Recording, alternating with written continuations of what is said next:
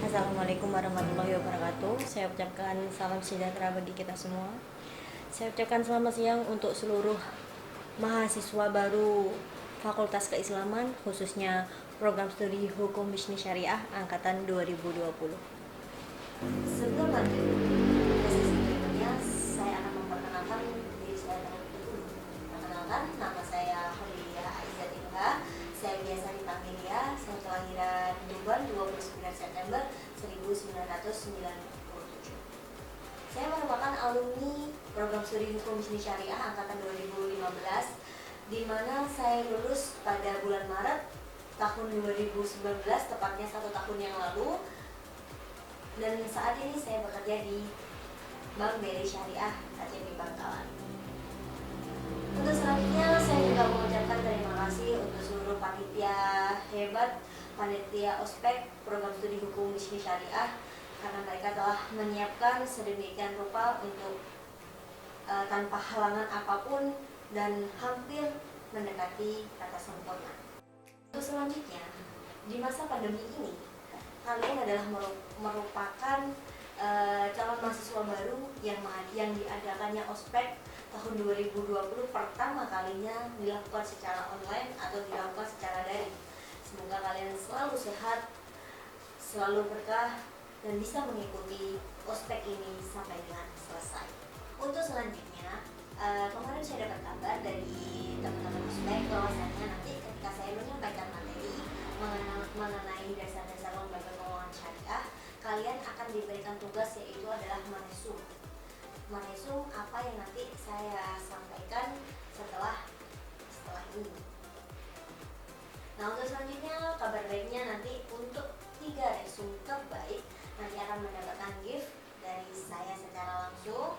Nanti akan dipilih oleh panitia. 3 resum terbaik akan saya berikan hadiah, di mana hadiahnya ini adalah yang berkaitan dengan Bank BRI Syariah. Oke, untuk selanjutnya langsung saja saya akan menjelaskan mengenai LKS, yaitu adalah Lembaga Keuangan Syariah.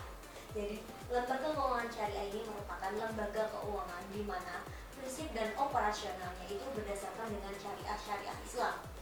Dan operasionalnya ini dalam lembaga keuangan syariah harus menghindari, yaitu adalah riba, gharar, dan juga maisir, di mana dalam pelaksanaannya, produknya, dan lain-lainnya diawasi oleh Dewan Pengawas Syariah. Dalam lembaga keuangan syariah ada beberapa prinsip yang harus kalian ketahui, yaitu ada 4 prinsip. Yang pertama adalah prinsip keadilan, yang kedua adalah prinsip kemitraan, yang ketiga adalah prinsip transparansi, yang keempat adalah prinsip universal. Yang perlu kalian ketahui, prinsip keadilan yang pertama adalah dalam keuntungannya, dalam memberikan keuntungannya atas dasar penjualan, harus sesuai dengan kontribusi dan resiko masing-masing. Itu yang keadilan. Nah, yang kedua adalah kemitraan, di mana kemitraan ini harus adanya kesetaraan antara kedua belah pihak. Yang ketiga adalah transparansi. Nah, prinsip transparansi ini dalam dunia perbankan, jadi bank itu harus memberikan laporan keuangan secara pasti dan secara teratur kepada kedua belah pihak. Yang selanjutnya adalah universal, di mana universal ini ada secara menyeluruh, harus tidak membedakan satu sama lain. Yang selanjutnya adalah lembaga keuangan syariah yang harus kalian ketahui dibagi menjadi 2, yaitu adalah lembaga keuangan syariah bank dan juga lembaga keuangan syariah non bank. Di mana lembaga keuangan syariah yang bank ini adalah contohnya bank syariah umum seperti BRI Syariah dan lain-lain. Yang kedua adalah bank pengkreditan syariah. Yang selanjutnya adalah lembaga keuangan syariah non bank. Nah, lembaga keuangan syariah non bank ini mungkin di kota kalian masing-masing, mungkin kalian sering mengetahuinya, yaitu contohnya adalah Pegadaian Syariah. Yang kedua adalah Reksadana Syariah, yang Koperasi Syariah. Nah, pasti Koperasi Syariah ini di kota kalian masing-masing, pasti kalian juga akan mengetahuinya.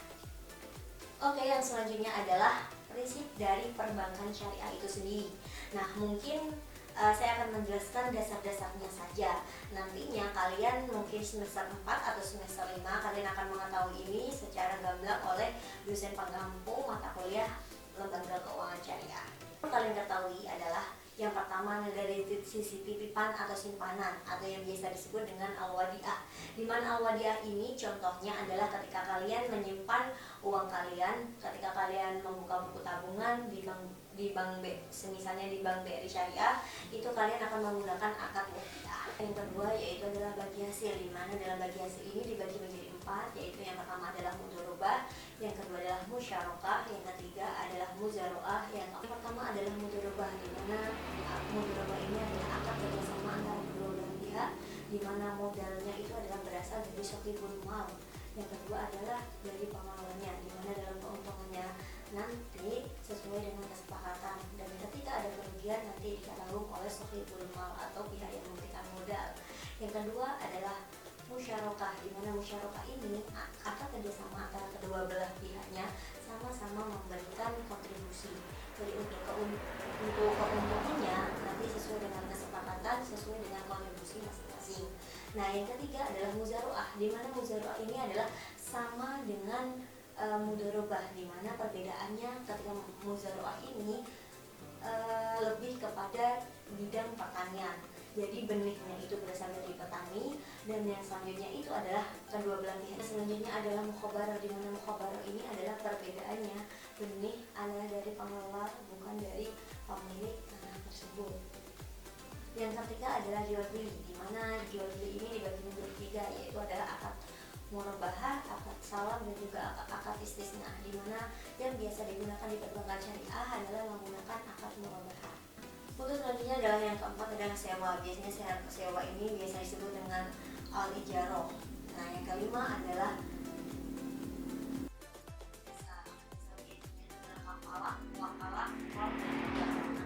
nantinya kalian akan mengetahui semuanya itu lebih detail di semester 4 kalau nggak 5, kan secara lengkap oleh dosen pengampu di hukum syariah. Kalian nanti akan diberikan informasi mengenai skema-skema, mengenai skema murabahah, mudharabah, musyarakah, dan lain-lain secara jelas. Yang tadi yang sudah saya jelaskan adalah mengenai dasar-dasar dari lembaga keuangan syariah itu sendiri. Ini saatnya bagi kalian untuk mempelajari berbagai ilmu mengenai lembaga keuangan syariah. Karena apa? Karena lembaga keuangan syariah ini adalah korelasinya sangat signifikan untuk nanti selama 3,5 sampai 4 tahun kalian akan berada di Fakultas Keislaman, khususnya di program studi syariah ini, kulik informasi, kulik ilmu dari semua dosen mengenai lembaga keuangan syariah dan materi-materi kuliah lainnya. Dan insya Allah 3,5 sampai 4 tahun ke depan kalian semoga bisa bekerja di lembaga keuangan syariah sesuai dengan keinginan kalian masing-masing, awal dari perjuangan kalian, karena perjuangan tidak akan ada yang berjalan secara. Dan selanjutnya dengan qadarullah semoga kita bisa dipertemukan dengan cara bertatap muka, bukan hanya bertemu dari segi video ini. Selanjutnya dengan qadarullah semoga kita nanti bisa dipertemukan dengan bertatap muka dalam keadaan sehat walafiat. Oke, itu saja yang bisa saya sampaikan. Kalian memang memiliki keterbatasan, tapi saya yakin kalian mampu melampaui batas. Saya Khalidia Aisyah. Wassalamualaikum warahmatullahi wabarakatuh. Fakultas Keislaman tertib, santun, peduli, hukum syariah luar biasa.